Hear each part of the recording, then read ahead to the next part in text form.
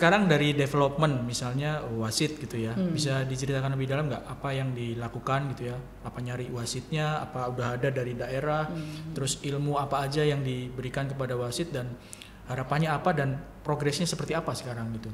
Iya, jadi memang bidang development kalau kita bicara football itu kan aktornya cuma 3, ya kan, pemain, pelatih sama wasit. Nggak ada lagi nih aktornya nih, gitu.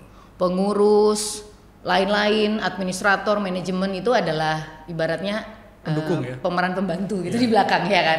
Pemeran utamanya itu pasti mereka bertiga, karena tidak ada mereka bertiga ya tidak ada sepak bola gitu. Apalagi nggak ada wasit ya, dari permainan sepak bola nggak akan dinamakan jadi pertandingan gitu. Jadi sekecil definisi itu aja harus kita bisa bedakan gitu, apa yang dimaksud dengan permainan, apa yang dimaksud dengan pertandingan. Nah jadi di PSSI memang hari ini kan Pak Erick Thohir sendiri yang luar biasa turun langsung sebagai ketua komite wasit gitu ya. Saya sebagai wakil ketua umum pastinya ya harus dari segi apapun harus wajib membackup beliau gitu, utamanya di bidang yang memang beliau concern gitu, sehingga pastinya saya sebagai wakil ketua umum akan terjun sendiri gitu ya di areanya development utamanya perwasitan. Nah di area perwasitan tuh teman-teman mungkin nggak banyak yang terekspos kayak apa sih layer perwasitan itu sebetulnya gitu ya. Jadi sertifikasi wasit itu jenjangnya memang sudah terarah sampai dengan dari mulai level rekrutmen paling awal hingga level yang nantinya jadi wasit yang bisa berlaga di Piala Dunia ibaratnya gitu. Wasit elitnya ya. Iya, wasit elitnya gitu. Nah, jenjangnya itu dimulai sebetulnya dari kabupaten kota, rekrutmennya dari C3, kemudian berselang 6 bulan sampai dengan 1 tahun mereka bisa ikut C2, kemudian mereka naik jadi C1. Nah, terobosannya PSSI di tahun ini, di kepengurusan ini adalah C1 ini kita bagi menjadi 3 jenjang. C1C, C1B, C1A. Sehingga wasit elit yang ada di Liga 1 yang C1A itu memang benar-benar hasil daripada piramida yang terseleksi. Sehingga semua yang lulus C1 nasional tidak bisa ujuk-ujuk menjadi wasit Liga 1 atau Liga 2. Dia harus berlaga dulu di wasit C1C. Apa ini C1C? Segala macam sesuatu kompetisi yang sifatnya nasional tapi non pro. Jadi hari ini Liga 3, Liga 4 nasional, Suratin, Elite Pro Academy, apabila ada PON, semuanya areanya di sini di C1C. Nah, ketika mereka sudah berlaga di C1C ini barulah mereka bisa naik ke C1B. Nah, di C1B itu naiknya bukan hanya sekedar performa, tapi ada fitness test, ada video test, ada loss of the game test dan lain sebagainya.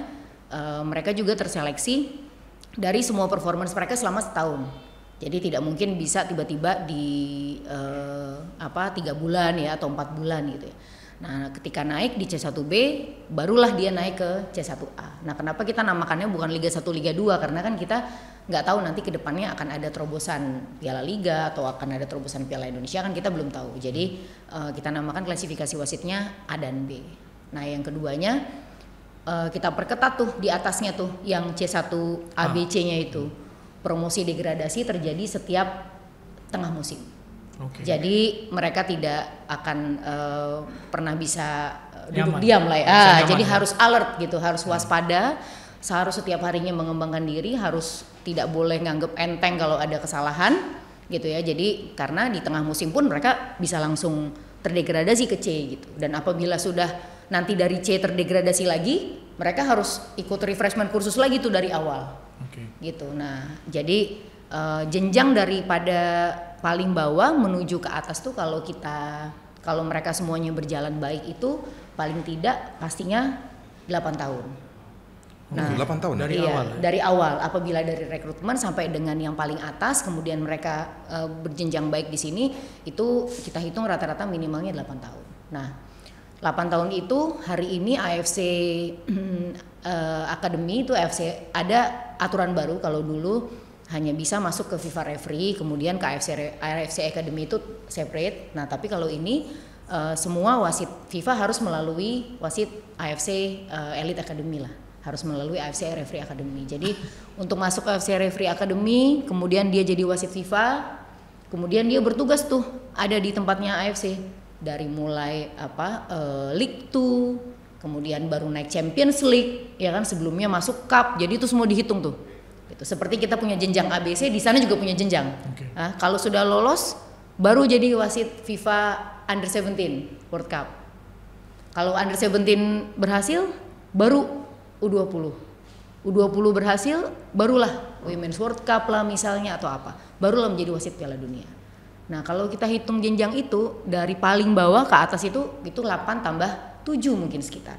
Oke. Jadi Kalau 15 tahun kira-kira. untuk ya. bisa ke Piala Dunia. Iya, karir span-nya gitu.